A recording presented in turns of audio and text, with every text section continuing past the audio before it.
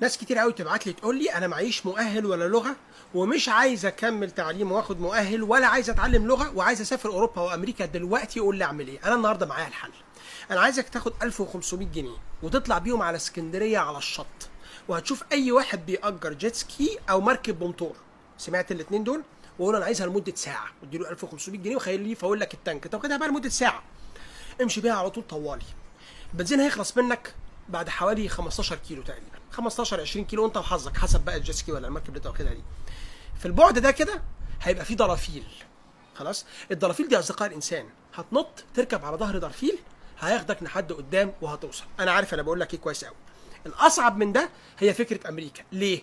لان امريكا شمال بعيد جدا، فهتحتاج تمشي افريقيا كلها، كل شمال افريقيا ده تمشي بري كده بالعرض، وبعد كده تلاقي موريتانيا وتاخد من هناك جيت سكي وتكمل. وده وموريتانيا بلد فقيره، ما استبعدش ما يكونش عندها اصلا جيت سكي، فهترجع